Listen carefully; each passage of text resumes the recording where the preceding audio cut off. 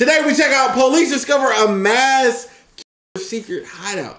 How many people did he? This New Orleans. I feel like a New Orleans, Mississippi type joint. Yeah. Whoa! They just oh, that's the cops, bro. That's the cops. He in a bando. Yeah, he in a band building, bro.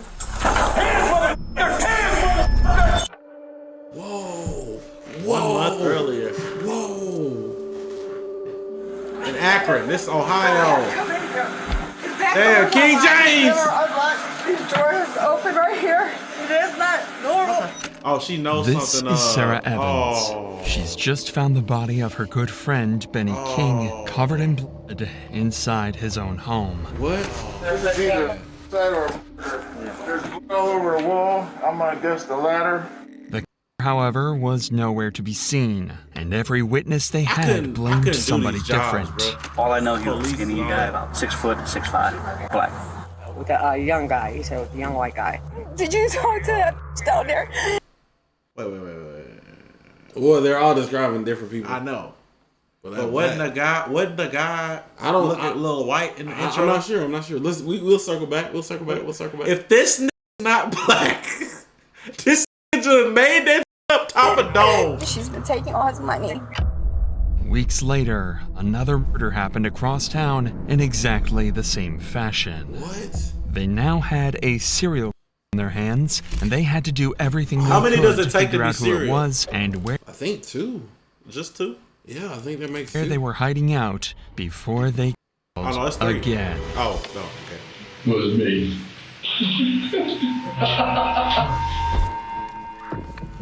What? Oh my goodness. It all started on April 8th, when Akron police received this phone call. Akron 911, what's the location of your emergency? Oh my God. What's the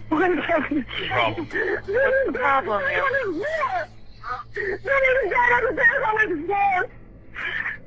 Ma'am, is he breathing? He ain't breathing. Oh my God. Immediately, police rushed to the scene. Okay. Like, I'm gonna be real. I hate traffic cops so much, right? Traffic They police. be bored. I genuinely despise traffic officers. I think with traffic officers, it's always a power trip. But officers who have to go deal with like this, bro. I mean, that's all of them. Bro. But like, though, because there's some who specifically that don't do traffic stuff. Yeah. Like, it's crazy, bro. It's crazy. Couldn't do it, bro. Like, I can't. Paramedics and I can't, even bro. firefighters. I can't Hell do it, no. bro. I can't. You got my respect. Huh? Go ahead, come in here. Okay. You wanna go hang out over there for us so you can have room to work here? The ground floor had been ransacked, but it was the scene upstairs that had terrified Sarah. Upstairs doing it lay for her good little or friend, nothing, too. 69-year-old Just- Benny King, and cops would find that he'd been stabbed 33 times. Time out. Okay, now damn. That's a lot. But this is what got me, right? Remember earlier when the other cop came in? He said it was either murder or uad. Yeah. How? Yeah. How? You know what I'm saying? It couldn't 33 be. is egregious. Yeah. Well, he probably has Where's the just injuries not at? looked at the whole scene. I have not touched him. All I did was touch him to see if he was stiff, but he's stiff and cold. So we're calling it out. He used to do crime scene cleanup. Oh, you're crazy. Okay. Initially, the cops had no idea what could have possibly happened to Benny, but as they explored the house more, a clear picture would slowly be painted of exactly what had happened. We doing good, twin? His bed was absolutely soaked in Oh, it was blood, a and his trail. walls were covered in it too. Police presumed that Benny had been attacked in his bedroom before he crawled into the hallway, begging for his life, where the killer finished the job. The majority of the cuts were to his head, neck, and upper body, but there were a few wounds on his hands as well, indicating that Benny had courageously tried to fight back. The police don't know this yet, but in just a few weeks, this exact scene would be found across town in an identical murder. For now, though, what police found in the kitchen was even more bizarre. Any ID or nothing? Can't find anything? I didn't dig around too much there. I'm really not going to. Well, because the lady who called said that all of his cabinets in the kitchen are open, and she checked on them regularly, and she's like, I don't know why that would be like that. Like someone was in here looking for something. Like all the cabinets here are open. I mean, who does this? Oddly, though, nothing seemed to have been displaced or stolen.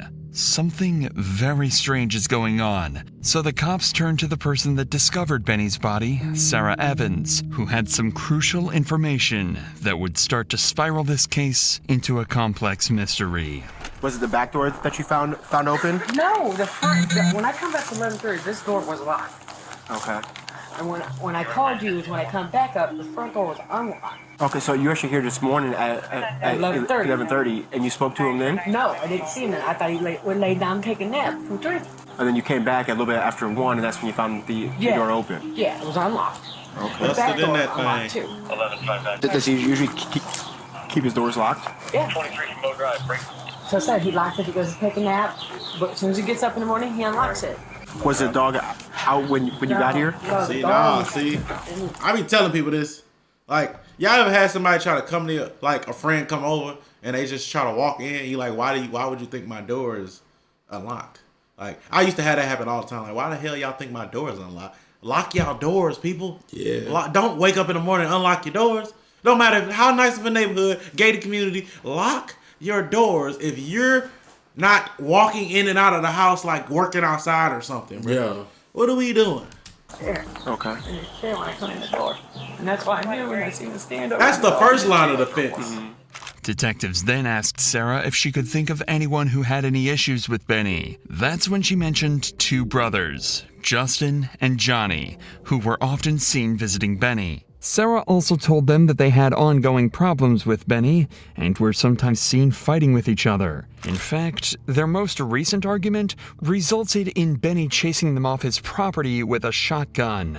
Justin also had problems with drugs and was always on the lookout for a way to make money fast, so it's rumored that he'd stolen something of Benny's and pawned it, causing all these arguments. The drug addiction, history of exploiting Benny, as well as the gun incident just days prior, meant that police figured they finally had their suspects. But that's when Sarah mentioned a suspicious vehicle that had been spotted outside Benny's house right around the time of his death. That was up through here earlier today, this morning, I guess.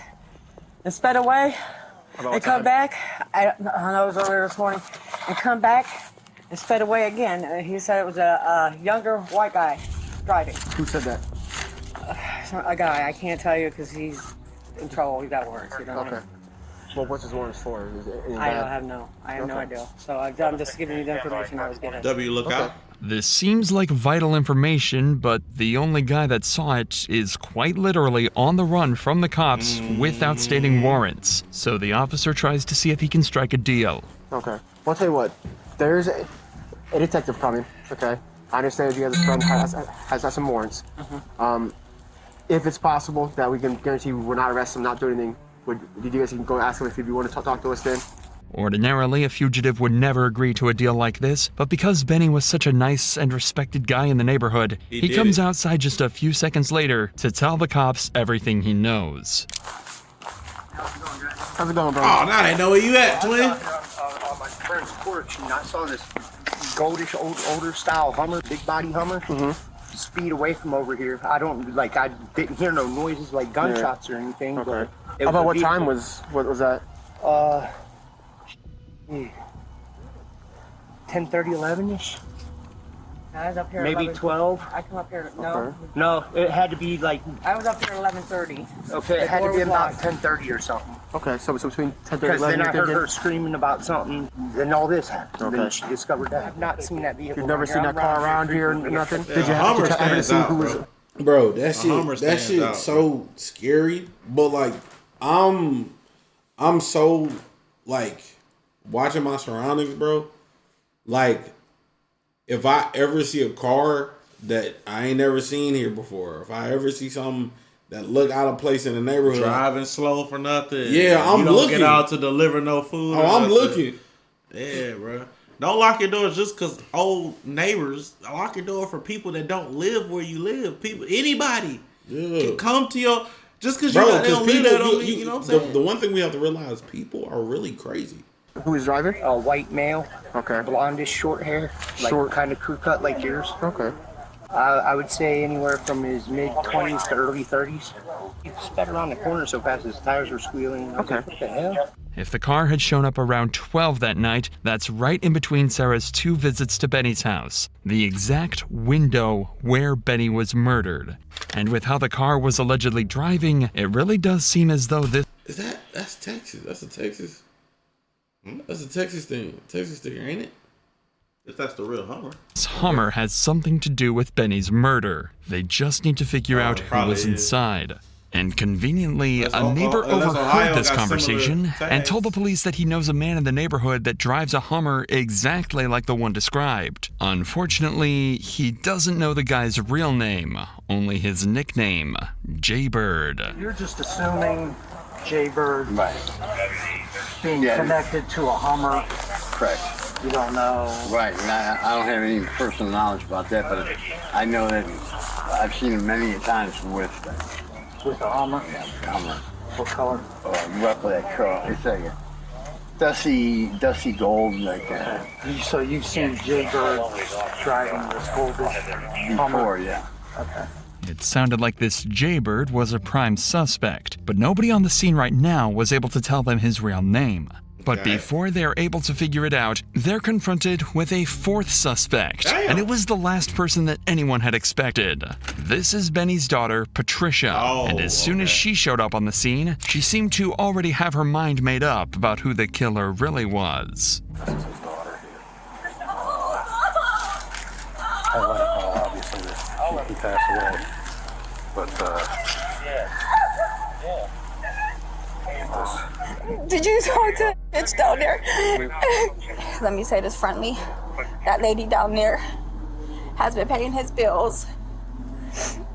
And she's been taking all his money and not paying on his bills. So the gas bill I have not yet paid. We don't have a bill. So I don't have a bill to say because she's not giving him the bills. She's keeping them. She is writing on the receipts what she is supposed to have paid versus what she really paid.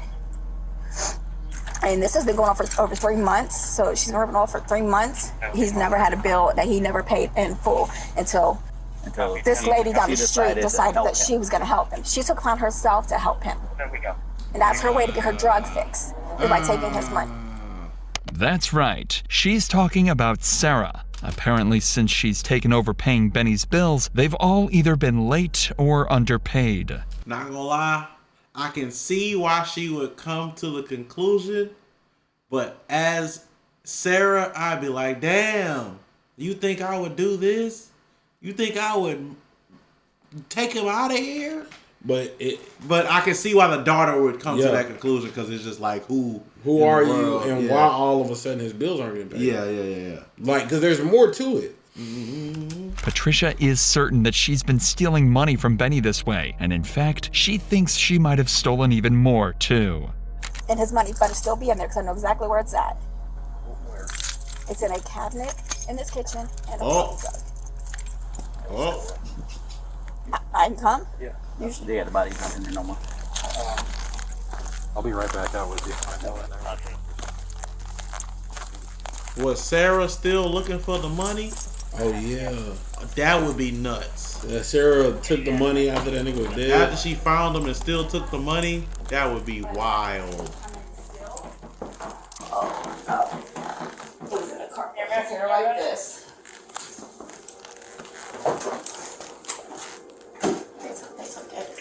Was it in there? No, it was in a container like this. Red folders? Yep. Where does it keep it? It was in here. So whoever did this knows exactly where he hid his money. And she's one, and Johnny, those are the two that come down here. Those two are the suspects. I'm telling you, there's no... Johnny? Is Johnny Jaybird? Johnny Jaybird? Or is Johnny the other... No, because he was arguing with him a lot. Okay. Well, no, that could be the person that took something and pawned it. Yeah, and maybe they was friends before and he took something and pawned it. Somebody else, them too. Everything is starting to fall into place. It now makes sense why the cabinets were flung open. Whoever killed Benny was looking for money. And that's not even the biggest revelation the cops were about to have. Not even close. Currently, they have 4 suspects. And any one of them could be their killer. Each one of these could take days to interview and process. But with every hour that passes, the killer is getting closer to finding their next victim. Luckily, after talking to another neighbor, they were given some vital information that cut down their search just a little bit and sent them in the direction of one man in particular. They were able to discover that Justin, one of the suspected brothers from earlier, had a nickname, Jaybird. The money. Well, I'll tell you now. Well, you said Johnny. You said Johnny was Jaybird. It's Justin. Oh. I thought his name was Johnny. My fault. No, Johnny but the Jaybird. But look, that's what I'm saying. I'm gonna keep it real with you. I always think about this, right? If some shit happened to that nigga looking, well, I was just about to say, why he looking at the camera like this? That nigga looking dead at the camera. You look like a Reddit mod. If some shit ever happened to one of my people, my family, Mike, Mama P, his girlfriend, God forbid, my girlfriend. All hell is going to break loose. I'm burning the world, okay? No form of legality is stopping me. And I mean that. If I'm in GTA, if some shit like... Word. Well, you still got to think about prison, man. Man, fuck prison. You can't just be reckless. Nah, nigga, I'm being that bitch. Yeah, I did it. For sure. Come on, man. The gun, the drugs, the Hummer, everything was lining up. And in the cops' minds, this could definitely be their killer. So to ensure they had all the information possible, they started interviewing his brother, Johnny, so that when they got around to Justin, they'd have no trouble getting him to confess. Oh, hell, probably afternoon, I took my dog over there so you could see him. Me and my wife did. I had her take the dog around back. Then I brought the dog in for a couple minutes so he could pet it. He got pissed off about something, so we left. What did he get pissed off about? He did. What did he get pissed? What was he pissed that little about? Dog he's got, he don't like no other dogs. You know what I mean? Being around his little dog because he's afraid the dog's gonna eat him. Do you go over and see him quite often? Yep, sure do. Go over there and drink a beer with him just about every day. So you last saw him yesterday about 7:30 in the evening, or? Yeah. What's this all about? He's dead. He don't know. Kidding me, dude. No, I'm not. Oh my God! I gotta go down there, dude. The cops figured this reaction to be genuine, and as they talked to him more, they became certain that Johnny didn't know anything about the crime. But that doesn't mean his brother is innocent. In fact, what Johnny is about to say actually makes the cops even more suspicious. Who is Justin? Brother. Okay, would he have seen him later than you had? No, he ain't been a lot around down there. If somebody said they saw him down there, that wouldn't be true? I don't know. When I go down there, my brother ain't there.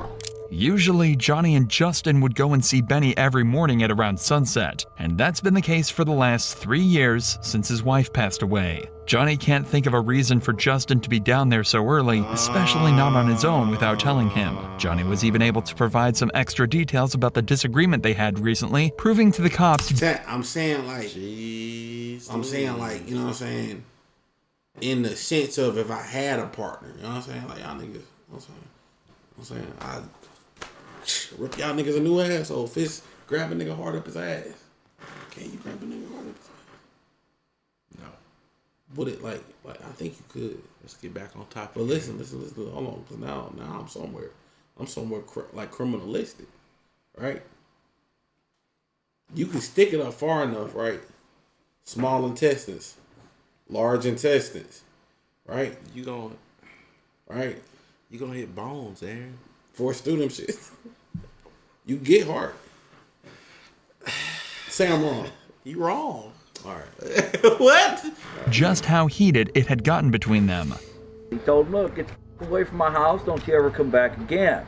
He said, I've loaned you money 4 or 5 times on this bull. junk stuff that you bring me, I'm on a fixed income here. I can't just keep giving. He physically pushed him? Oh, yeah. Yeah. By this point, the cops had already heard all they needed to hear. Bro. 19 hours later, they managed to track down Justin and would bring him in for interrogation. Justin was left in the interrogation room for around 45 minutes before the interrogation began. This is a tactic used among many others to make Justin feel as uncomfortable as possible. Tactic, bro. They really be doing that. Hey, Justin. You are arrested for those warrants we talked about. You got 4 warrants on you. How do you know him? What is your relationship with him? Can you kind of take us through that? My brother, he was more or less like a stepfather, pretty much. How so? Shook a stick and give me $1 or a cigarette or something to eat, or you know what I mean. I lived next door to him there for 4 or 5 months. Even I had a warrant, which I went and did my time and got it all taken care of. You know what I mean. If you're asking, did I kill him? No, I did not. Seems rather straightforward from Justin's perspective. He had He's like, exactly the same nice things to say about Benny and doesn't seem straightforward and stressed say out it, or bro. anxious about being here. He's leaning forwards towards the detective instead of instinctively pulling away. He's maintaining eye contact when he can, and his tone seems deliberate and genuine. Everything about how he's presenting himself is relaxed, as though he's... It's too good. Loki might just damn near be too good to be true. Yeah, you never know. Yeah. You never know. Nigga could be a career criminal. Yeah. just trying to give the detectives what they need and get out of there. But unfortunately, just saying you didn't murder someone not isn't enough. enough for the Of cops, course so not. they decide to confront him with the evidence they've gathered against him. Ain't no party like Internet City Party. So Facts. we talked to everybody in the neighborhood except for the one person that they said he banned from the house. Was me. So, Yeah. is that over money or what was that about? Yeah, it was over money, but no, I was with my brother at his house. I told you he was drinking beer with. I had to take a shit. Okay. He told me rather than tell me. Sorry. You say anything about a shotgun? Yeah, he did. He told my You know brother, what's he's even- like, I should take my shotgun down there and pump a couple of them. You know what's cold? The cops that be like laughing along, Yeah, like how- playing yeah. it. Like this dude that's on camera is just like But he that playing other- like cop. But that the other one, nigga, the good cop, bad cop thing, yeah. Ha ha ha! I had to take a shit. Ha ha! Like he Yeah. doing that whole thing. Twins in his ass. He's 17. My brother did. I guess. He never had a problem. Making him feel comfortable. Or anything like that. He pulled it right out of his pocket. He was a good guy. I cared for him as a dad. Justin was banned from the house and there was an argument over money.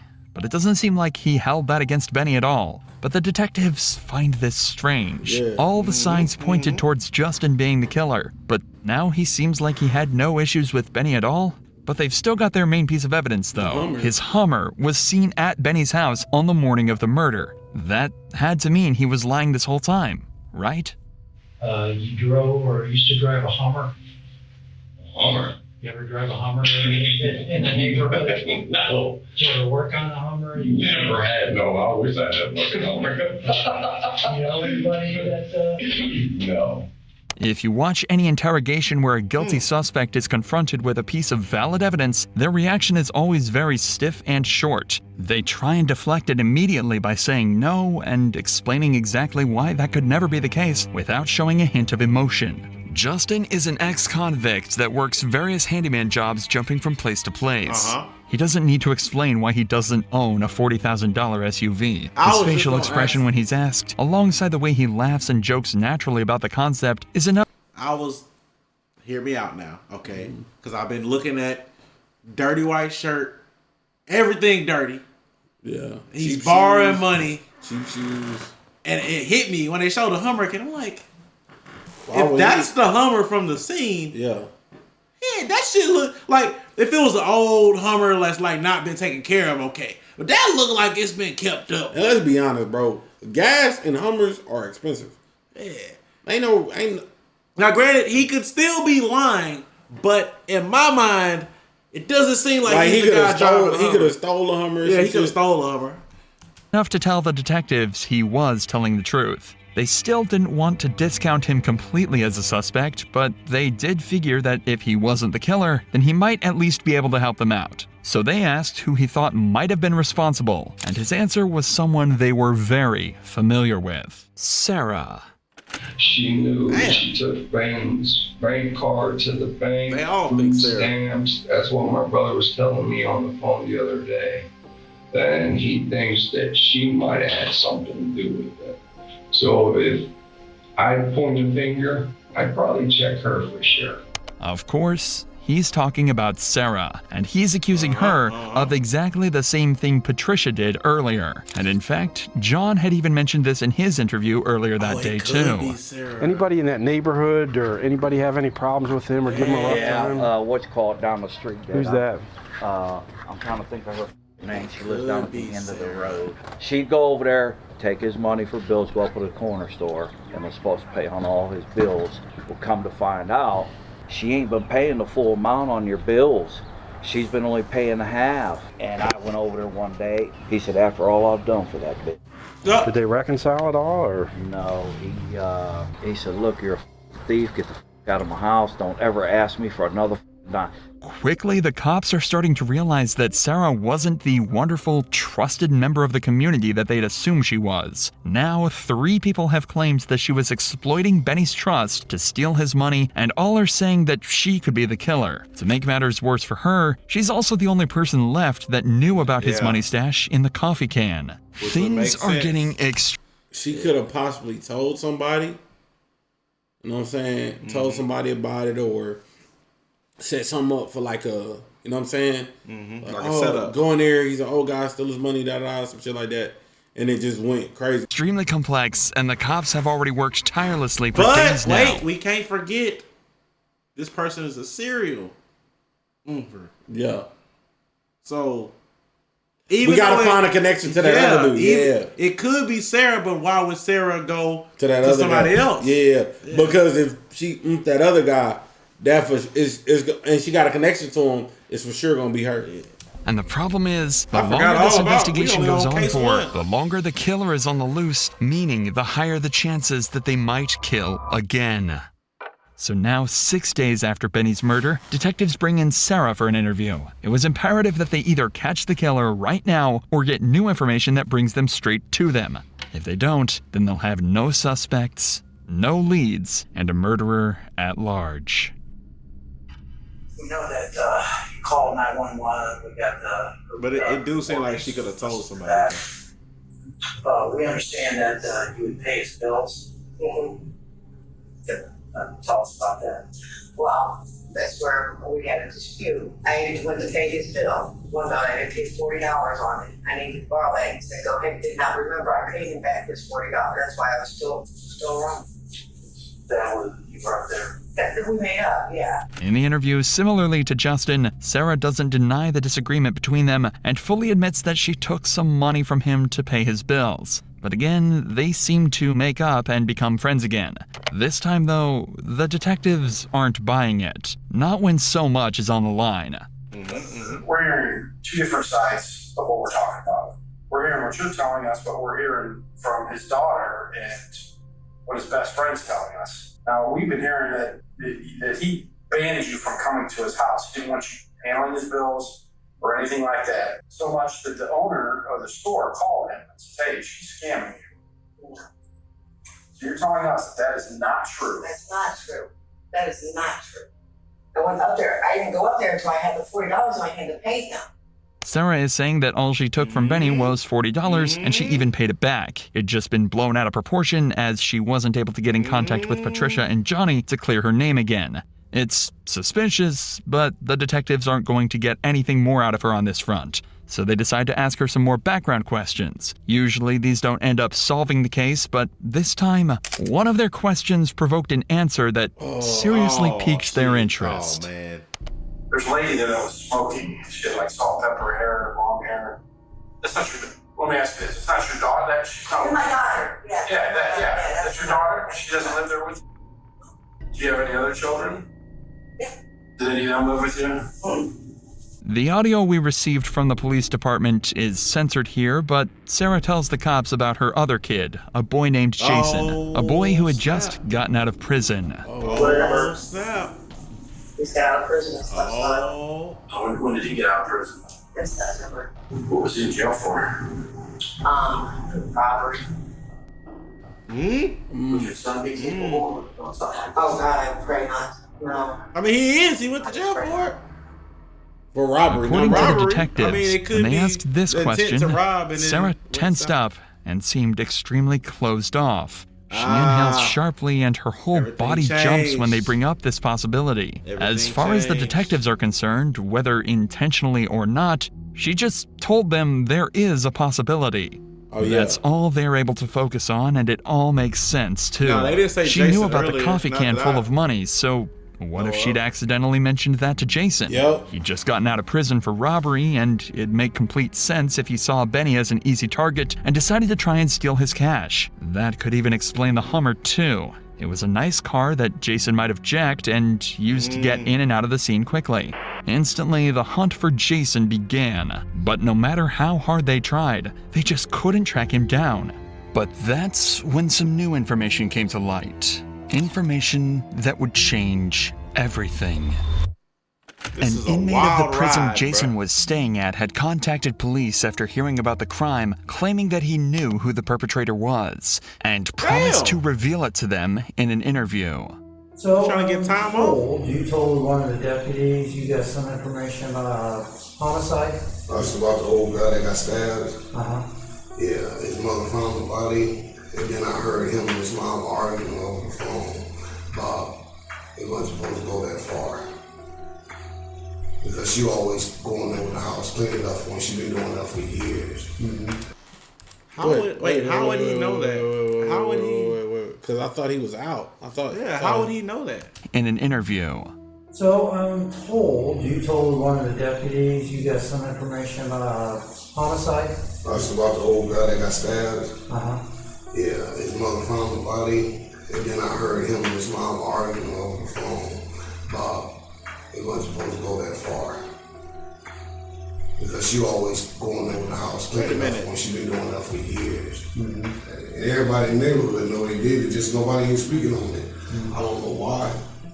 The inmate said he'd heard Jason and Sarah talking about the murder on the phone after Jason thought he'd hung up.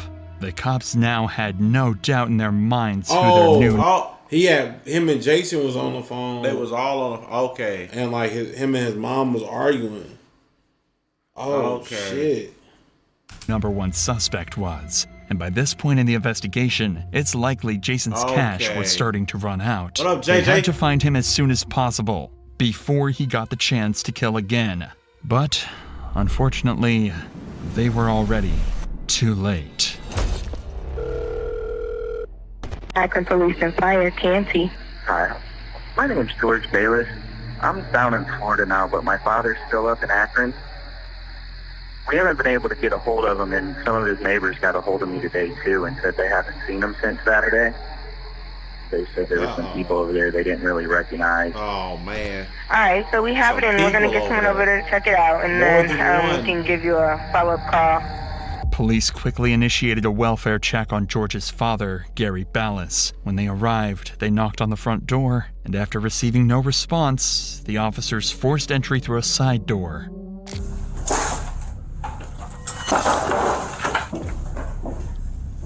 Gary! Akron Police! Gary, it's Akron. What you see, too? You hear that? Hear what? It sounds like somebody's moving around after it hits the door. I think that's just the... I think that's just Gary! stuff falling or something. Akron Police! Gary, it's Akron Police!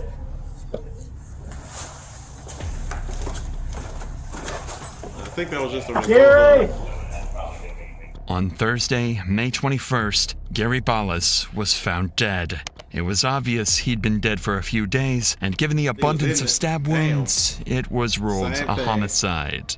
An investigation would turn up very little information, except for the fact that Gary's car was missing from the driveway. So next, they started to talk to his neighbors to see if they knew anything about what had happened.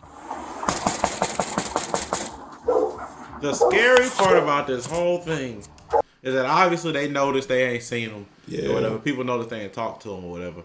But nobody saw anything. Well, no, that's why they called in. Well, that's what I'm saying. That's like I'm saying the scary thing is that nobody saw. It was no gunshots. It was stabbings. It was quiet. Same thing with the other one, except they saw the Hummer driving away. Yeah, it's the same video. This just they investigating the second person that the killer got. Because they called the son and said, "Hey, we saw some people we don't know at your parents' house." So they did. Yeah, they did see something. Yeah, they did see that. But you never know what was going on. Just wonder if I could talk to you a couple seconds about your neighbor behind you. When's the last time you saw him? Police go. Was anybody there with him? He came over here. Oh yeah? Knocked on the door. What did he say? He came over to pick flowers out of the yard. Purple ones? Lilacs. Did he have anybody with him when he was there? He came over here by himself. Did he have that car there Tuesday? I don't remember. I was over here. Right. Do you remember? Do you know what kind of car it is? Blue station wagon. Like a Subaru? Yeah. Anybody else live here that might have seen him? My kids what's live up? here with me. Have you seen your neighbor lately? Gary? Yeah. No, last time I saw him was like 3-4 days ago. The car was there when she took the flowers over, or do you remember? The car hasn't been there for over a week. A week? You want to step out here for 1 second? So Gary is deceased. It's looking suspicious. That's why I'm asking you these questions. He hasn't mentioned anybody. You haven't seen anybody. You haven't heard any fighting. So nothing. Obviously, then maybe it was somebody that's come here before. It's a little odd for Gary's car not to have been at his place for over a week, especially given Gary was still home. Still there. There's a chance that this family could be misremembering, but the cops got exactly the same information from each of the other neighbors. Damn. Everybody's story line up. Hi, sir. Sorry to bother you so late. No problem. Okay. Are you familiar with the older gentleman that lives at the blue house across the street? Yeah, that's Gary. Gary? Yeah, that's her. Jenny. Hey, Jenny. I want to know if we're familiar with Gary. What's, He's our neighbor. She used to help him out. She used to babysit his wife. When's the last time you seen Gary? In a couple days. Couple days? Yeah. Like he was out cutting his grass. Do you remember what day that was? Today's what? Thursday. Yeah, today's Thursday. Thursday. Probably not Monday. Monday? Yeah. He's always out cutting his grass. Is he? He frequents cutting his grass? What, is something happened to Gary or? We're investigating an incident that occurred over there. Oh, okay. The only issue was, not a single one of the neighbors could tell the cops who might be driving that car. Gary did have visitors over somewhat frequently, but they never used his car. If the cops could figure out where the vehicle was and who took it, it seems like they'd have a pretty sure shot at finding the murderer. And that's when they talked to this couple, who claim they've seen a new guy around his house recently.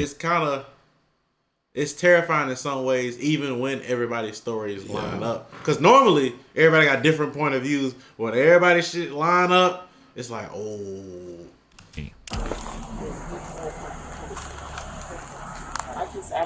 Excuse me, has anybody been over to talk to you guys yet? No. Okay. You know, I called the police out here yesterday, and they didn't even want to go in there. I don't have my mask. What did you call them yesterday for? Because I haven't seen him since Saturday, and it's not like him to leave town and not tell him. You haven't seen him since Saturday? Nobody answer that door. But you said you guys are positive, though. It was Saturday he was cutting his grass? Yeah. Have you seen the guy with the cane before? No. Oh, never seen him before. Was he white or black? White. You said he was younger? Yeah. His car wasn't there? No. His car hasn't been there since Sunday. Okay. But soon the cops were able to put together exactly what had happened. It turns out Gary was never in that car with the other man. When his car pulled out of his driveway for the last time... Wait, what? Maybe somebody saw the car pulling out. Oh, because I didn't hear nothing about the car pulling out. Me neither. Yeah. Gary was already dead. But at least they had a description of who they thought the murderer was. And even better, just a short time after, The cops received word that his car had been seen at a gas station on a surveillance camera. Unfortunately, the camera quality was too poor to properly make out his identity, but at least the cops now know without a shadow of a doubt that if they find that car, they can find the man that killed Gary. But it turns out someone had already done that for them. An unnamed witness came forward and told them that he'd seen that very car and knew precisely who it now belonged to. Jason came over Sunday morning. He was going to help me work on the house I'm working on. Do you know Jason's last name? Shogley, or I don't even know how to pronounce it, something like that. Anyway, he came over, but I had to go to Harbor Freight because I needed a grinder. And so I told him, I said, I got to go to Harbor Freight. He said, oh, I'll take you. And I said, wait a minute, Jason. I said, I'm not getting in no hot car. I said, is that car hot? He said, no, the car's not hot. Uncle Willie, no, I wouldn't do you like that. The car's not hot. The whole time, the car is indeed hot. Yo. See, for one, this is also why you don't be a criminal. Yeah, bro. This is restoring a little faith in humanity. They are snitching on everybody. Snitching. Yeah. Every single person is snitching. Even his mama is snitching. Low key. The man is talking about is Gary's Subaru. But more importantly, he just mentioned the name of the man they believe killed Benny, Jason Shockley. This was a shocking breakthrough in both cases. Not only have they essentially just solved Gary's murder, but now they're hot on Jason's tail and have more evidence than ever to try and track him down. Back on the scene, they'd also noticed that Gary's credit cards had been stolen, and this guy's story even lines up perfectly with that, too. He said, my friend let me use it. He went to Florida, he gave me a credit card, told me to keep gas in it, and I can buy cigarettes and buy me something to eat if I need it. I was kind of like not believing him, but he said, no, I swear. It almost seemed too good to be true. So the detectives asked the witnesses to pick Jason out of a photo lineup, and he pointed straight at him instantly. Jason was now the suspect of a double homicide, and two citywide investigations had converged into one. Every single officer and detective in the area knew they couldn't let Jason take another life, so they had to act fast and hunt him down. That's when police received one final phone call, this time from Sarah Evans, Jason's mother.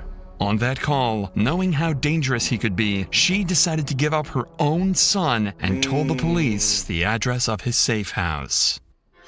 No, he's white. This dude's black. What's the vacant one? This one? Which house is it? It's the second one. The one on the right, 1887. Is there a way to get to the back door? I don't know.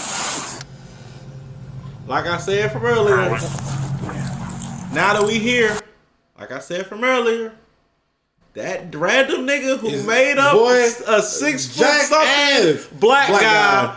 What? Bro. What? For no reason. If you don't know, just say you don't know. You didn't have to lie. He was black.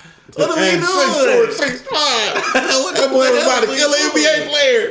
Jeez. But windows open. 464, cancel that. Watch that, please. Officer, give that shit to that traffic. The house was abandoned, boarded up, and dirty. Where's the car? It was unclear if anyone was even inside, but the cops have to be extremely vigilant as they know Jason could be armed. After clearing the first floor, they moved upstairs as a group and tried to figure out where Jason was hiding. You want to hold in the basement and we'll go up?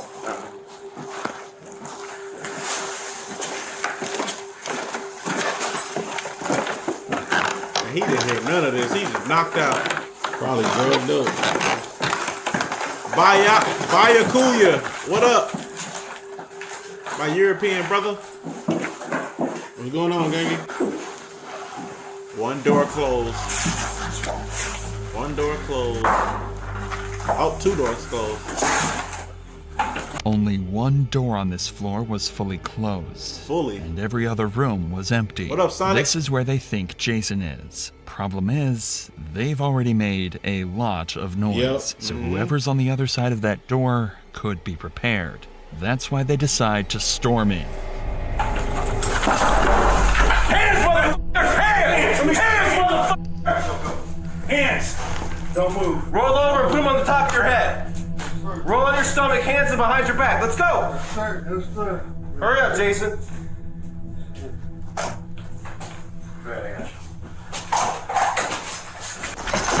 This what I be scared of in regular abandoned buildings. These niggas is in there.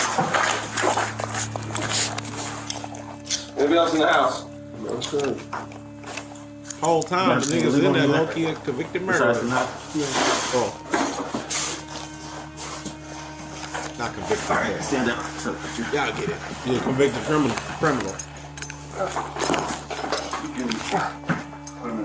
You got shoes, bud? Yes, I do. Where's your shoes at? Right underneath the blanket right there. You want to pat them? Shake them? Yeah.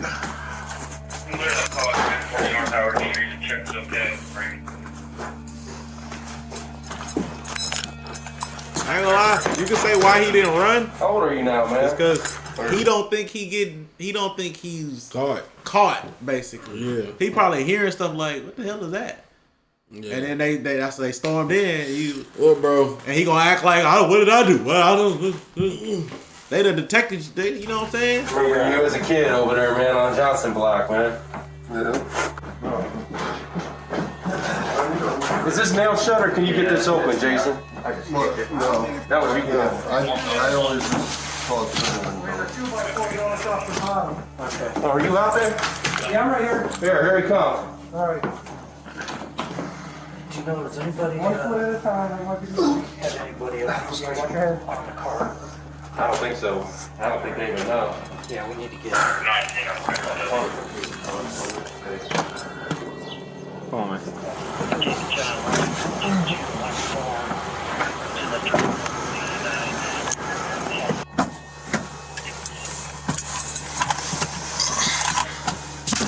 Just as they'd hoped, Jason was found lying amongst rubble and trash on the second floor, attempting to hide away from the very people who just put him in cuffs.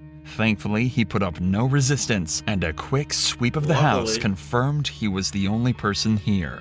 Amongst the trash on the floor, the officers found multiple knives and a credit card belonging to Gary Ballas. Got him. After 6 weeks of investigations, they'd finally caught him. He was then taken out of the house and into the back of a patrol car. But there was still one problem with all of this. They still had no evidence that he was the one who killed Benny all those weeks ago. Sure, the connection is strange and multiple people have accused him, but there's nothing solid. That's what the cops wanted to change in the interrogation room and bring peace to Benny's family almost 2 months after his death.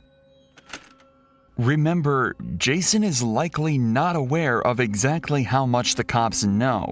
All he knows is that he was arrested, and now the cops are interrogating him. He might even think that they don't know about the murders, and that he could get away with everything. Which would be why he didn't run. Gary Bayless? I knew that Gary, like I said, my cousin lived next door, but my mom used to go over and help him out a lot. He gets to telling me about how he hates Donald Trump and everything. Yeah, he's a Bernie supporter. Man. Yeah. Hey, he's out there. He's a trip. Yeah.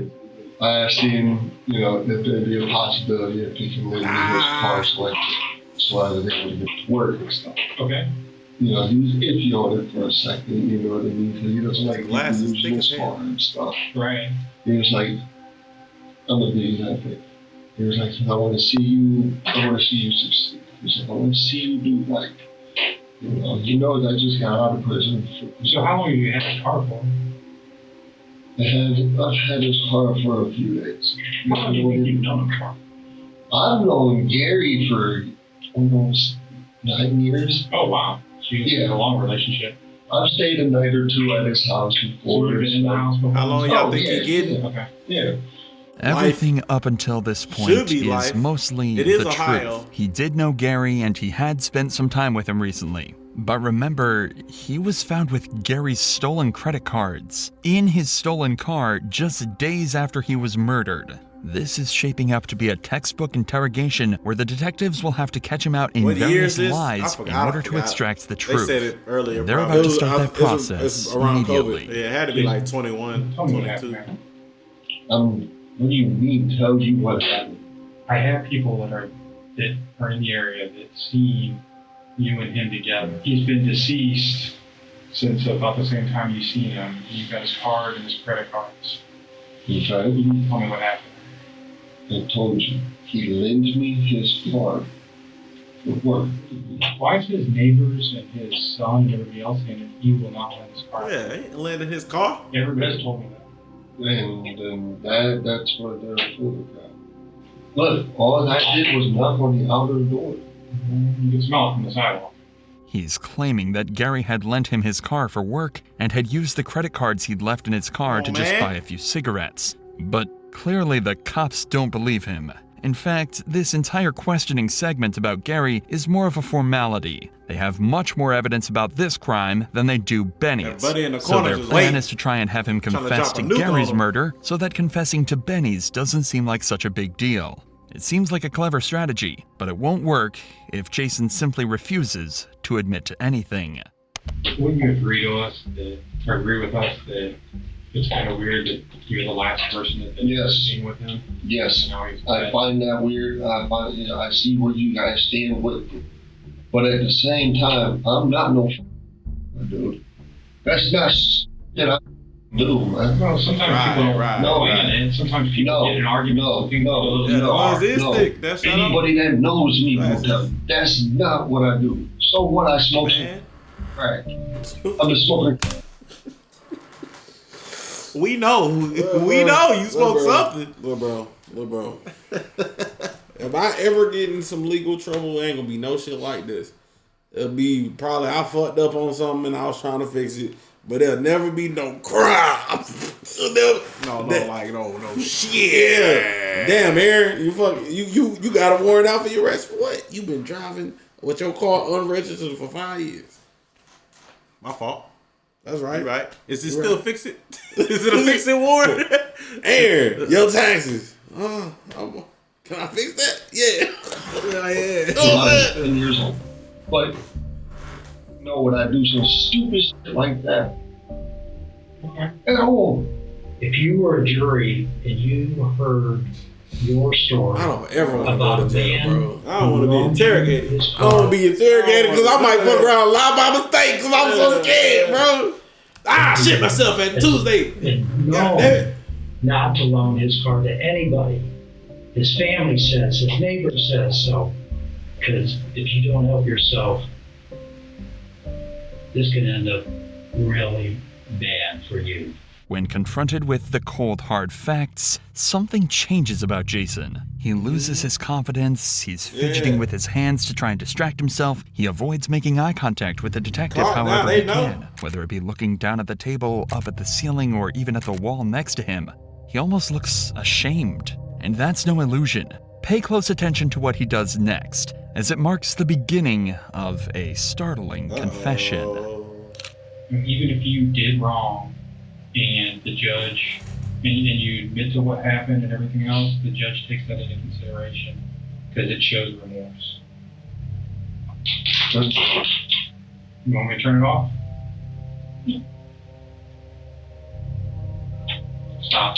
You erased the first one. I'm not erasing anything. You erased the first one. I'm not erasing anything. That's evidence. I can't do that. Oh, you erased, I'm saying, if you erase the first one, I'm going to tell you what you got. There, it's completely off. Jason thinks that audio recorder is the only thing recording what he's saying right now. Somehow he doesn't realize the camera in the corner also has a microphone built in. So now that the audio recorder is off, he thinks he's free to say whatever he wants.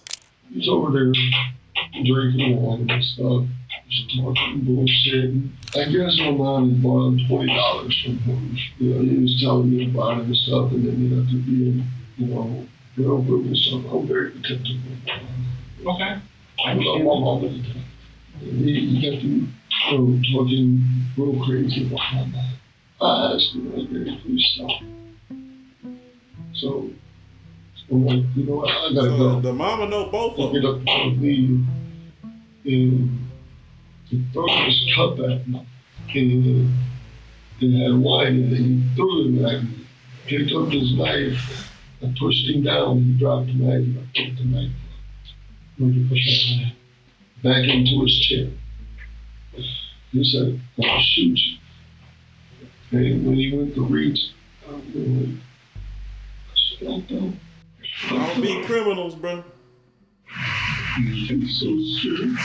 It was a textbook confession, and the cops did an incredible job at helping him through it and making him feel comfortable. The thing is, they know this still isn't the whole truth, but it's all they need for now.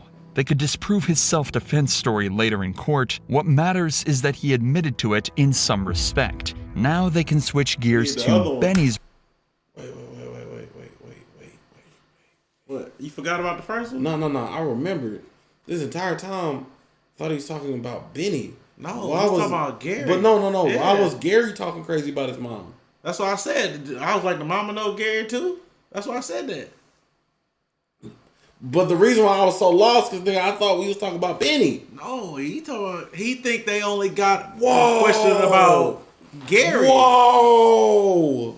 Yeah. Hey, don't do drugs either, kids. Yeah,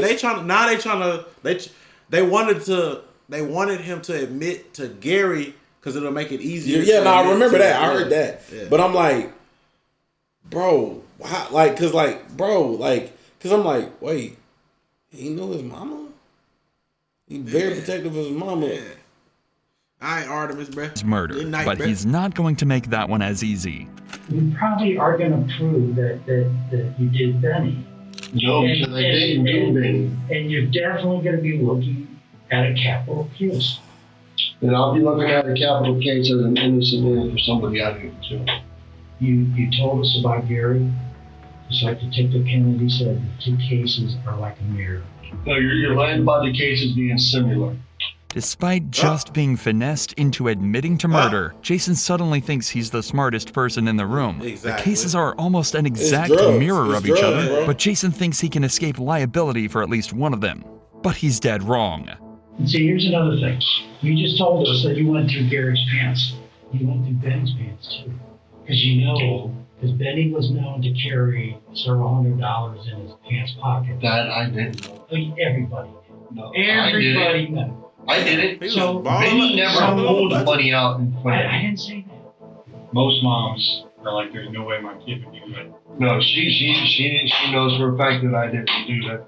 I'm not saying about Benny. I'm just saying your mom's sitting here thinking, if my son possible, well, we talked to her about.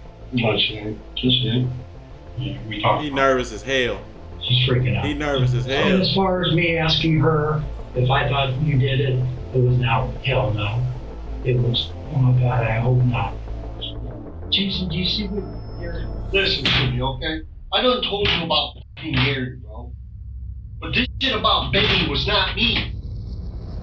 And despite all the pressure the cops put on him, this is the story he stuck to. It seemed he thought he could maybe convince a jury of one self-defense charge, but two was simply too suspicious. But that didn't matter, as the cops figured they still knew exactly what happened. Jason knew Benny through his mother and had heard about the coffee can of cash. He broke in one morning in an attempt to steal the cash, accidentally waking Benny in the process. They started fighting, and Jason, fearing he'd call the police, stabbed him multiple times. Eventually, Benny crawled out to the hallway where he bled out. They also started to discount his story about Gary's murder. They believed that it wasn't any form of self-defense, and in reality, it was simply a disagreement. Jason had gotten irrationally angry after Gary refused to let him use his car. In his rage, he shoved him to the ground and killed him in the same manner, before stealing his credit cards and leaving in his car. These are the theories that the prosecution presented to the jury, and as expected, they believed them. Only one person was charged in the murders of Benny King and Gary Ballas. Justin, Johnny, and Sarah were all ruled innocent. But Jason wasn't so lucky. In 2022, he was convicted of both of the murders and sentenced to life in prison. Oh my God. So it was 21, 22. Oh my God, life in prison. Life. Oh. Well, look what he did. Oh, bro, I don't want to go either. Look at what he did, bro. No, he deserved it, but I'm talking about me. I don't ever want to go. Not at all. I don't ever want to. W life. About time somebody got it right. We'll be looking at some of these. They be, man. My stomach hurt. Maybe Script saw it was 2020. Oh, okay. Yeah. W video from Dr. Insanity. To that. That was a good little. That was well put together. Oh, now I gotta go to the bathroom. What kind of shit? You gotta. Damn. Go, bro. Go, bro. Like, I'm gonna go jail. Jeez. Oh, bro.